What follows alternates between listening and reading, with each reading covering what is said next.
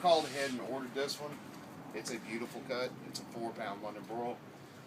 Most of the time you're going to find your cuts being around 2 pounds, so if you want something bigger, which is what we needed for today, you got to call ahead and order it. Most of your Krogers would do that for you if you give them a day's notice. Hi Simon, thanks for having me on the Great American Amateur Cook-Off. Today we're going to be making London Broil my way. Now, technically London Broil is a form of marinating. It has now become a cut, so you can actually find it in most supermarkets. This one I called ahead and ordered. This is a rather large cut. This is a 4-pound London Broil, and it should turn out to be fabulous. The way we're going to marinate it is with 3/4 cup of French's Worcestershire. The reason why we use the French's, it's got a little bit more syrup in it. It cleans the meat a little bit better. And 3/4 cup of Frank's hot sauce. It's going to marinate for an hour on each side. If I got to go longer, if I need to go longer for our cooking times or anything like that, after the first hour on each side, which is 2 hours, I go in 30-minute increments. We're going to start by perforating the steak. I don't have a jacquard. If you have a jacquard, you can use one. Otherwise, you're going to use a fork. You want to go at least halfway through whenever you're doing this. And you're going to put quite a bit of holes in there. One, it's going to assist in the cooking time. Two, it's going to allow that marinade to penetrate deeper into the meat. And that way all the flavor's in there. Now once we go to season it, which is right before it goes on the grill, I'm going to use 1/3 garlic, 1/3 Lowry seasoned salt, and 1/3 black pepper with a touch of cumin. The reason I do that is because I've found by practicing this recipe, for my personal taste, it's the one that works best. You can adjust yours, play with yours. I know a lot of people that add oregano to them. Italian seasoning. I've even had this done with just plain olive oil and sea salt. And that's also very good. Now once I get this one side stabbed and ready to go, I'll take a serrated knife and I'm going to do 1/4-inch cuts into the meat. And this is for the seasoning later on. I'm going to do it in a tic-tac-toe pattern. Just like that.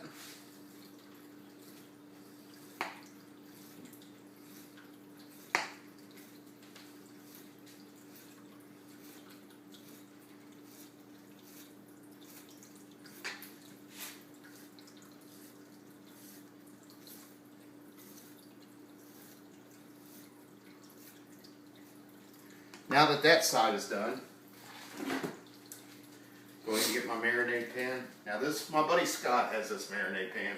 If you don't have one, you can use a glass dish. Keep it covered in the refrigerator. But this marinade pan, it's a Tupperware product, is absolutely awesome.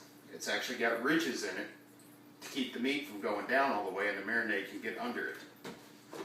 And it seals nice and tight.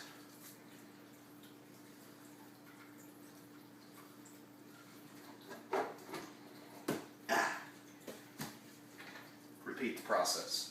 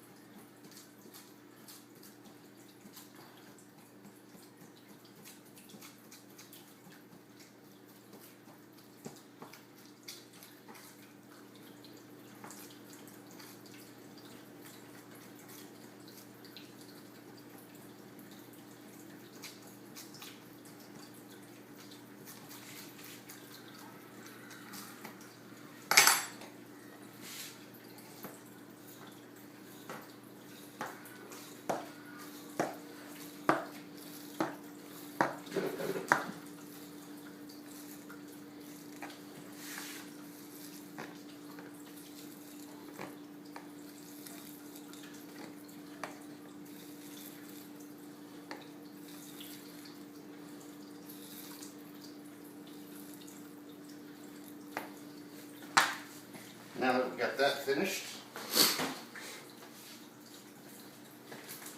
I've already got the marinade ready to go here. It's in a cup. Give it a little mix. the meat and around the meat.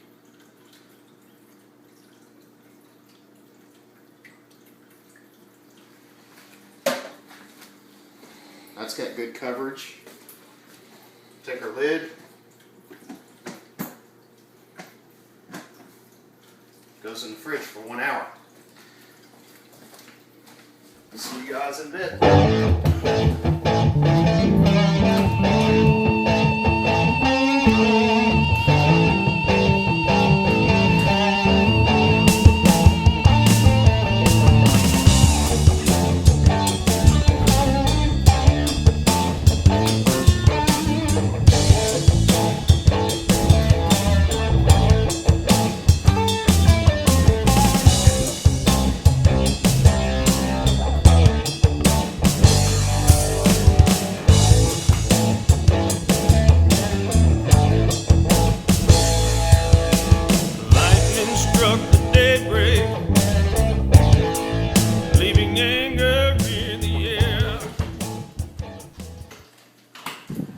Alright, Simon, and the Great American Cook-Off team.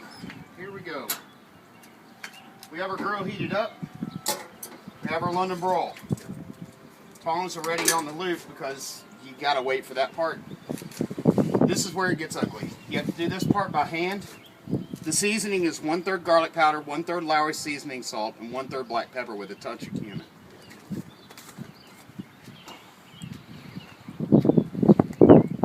You have to actually pick this up by hand, let it drain for a moment. You don't want to use tongs because you'll pull the seasoning off, which is, if you remember correctly, why we put all the cuts in it. I'm going to season this bad boy up.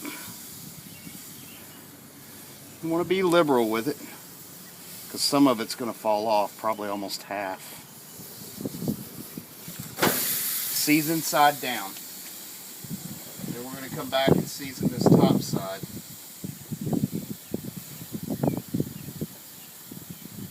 Wind's blowing like it is today. Watch your eyeballs. Lowry seasoning, salt, black pepper do not go good in the eyeballs. That's it. Now, depending on how you cook your steak, how you want your steak cooked, depending on how you know how to use the old feel the finger test to figure out when you're mid-rare, medium, mid-well, well, you're going to have to come back, flip it every 3 to 6 minutes. 4 flips at 500 degrees at 6 minutes should give you a dead perfect mid-well. Now, you're going to have to adjust that if your grill's not 500. You're going to have to adjust that depending on how you want your steak cooked. So 3 to 6 minutes. See you guys in a bit.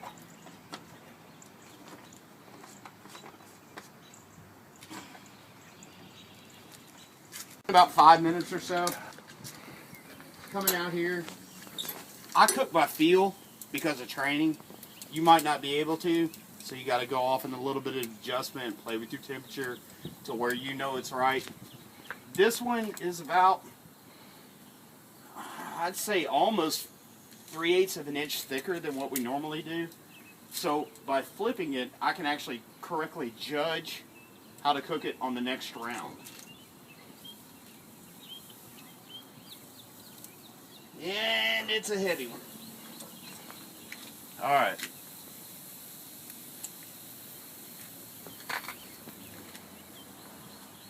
That's only cooked about 1/8 of the way in, so I'm going to have to go because, one, it's windy and nothing's really heating up the way I want it to. It's keeping the temperature right around 400. I'm going to have to actually go almost 7 minutes before I touch it again because I need it to get at least 1/4 of the way through. Because I'm going for 4 flips. 1, because it offers even doneness and everything's cooked correctly towards the inside of the steak. And 2, because I was trained that way and I still do it that way, so it's part of my habit. If you only do 2 flips on your steak, then you want to be able to judge that steak properly. That's up to you guys, ever how you want to do that part of it. But for me, I go for 4 flips. Anyway, see you in a bit. Alright. Second flip, third side. See how spongy it is? That's still what we always called a dead rare. Now over here, that's a rare. It's a little bit tougher, got a little bit more spring to it. That's a rare. So what we're going to do is bring the dead rare side up to mid rare. One more flip, which would be the fourth side. Third flip, technically I call it fourth flip. But one more flip, other side, should have a perfect mid rare. Alright, so we got our London Broil done now. I've cooked this to what should be a perfect mid rare. It feels like it. It looks like it, which should turn out great. Now the way you're going to cut a London Broil is a little bit different from the way you would cut it like a normal roast or anything like that. The trick to a London Broil is you want very thin slices, and you want them cut at a 45-degree angle. There is science behind that, and I could go into the whole 9 yards, but basically you're cutting the sinew and the tendons because this is basically a piece of sirloin. It's the very top end of a sirloin, the very top end of a butt cut. So, we're going to start. Grab it firmly with your pair of tongs. Cut that heel off. And you just keep cutting through. Once you get down close to the board like I am right now, you're going to have to start rolling your knife over. You want to try your best to keep very close to the same angle that you're cutting on. If you get a little off, just adjust your angle. It's not that huge of a deal. It's not really going to affect anything. Now, we're getting into the good part. Now, if you look right here, that color variation, that is a medium well. Now, as we cut deeper, we're going to get into the more done parts. The beautiful thing about a London Broil, if you're going to cook for people, like a group of people, is that people can have their well done parts and their medium well parts, but people like myself and a lot of great steak eaters, we like the rare parts. They're right here, between the tongs and the knife. That's where you're going to get into those. So, you just keep cutting your London Broil up, and you don't cut off more than you need. You want to leave it whole. Wrap it in aluminum foil whenever you're done with it. You can always reheat it on a low temperature. 150, something like that. Just get it warm enough that you need to eat it, and it won't overcook it for you. That's it, guys. This is London Broil. Beautiful, tender London Broil. Have a good night, Simon. Have a good night, Amateur Cook-Off. Hope to see you guys soon.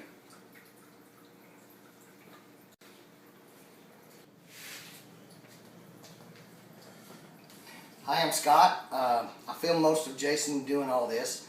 I'm getting ready to try the London Broil he cooked. He added sauteed onions and some Knorr buffalo rice, and I'm just here to try to see what it tastes like.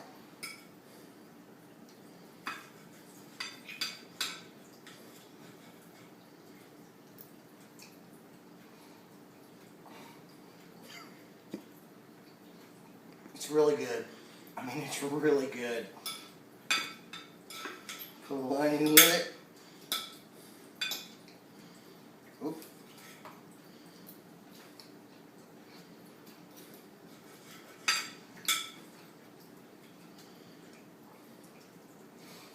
You can taste the meat, which I love, but you can taste just a hint of the seasoning that's on both sides. It's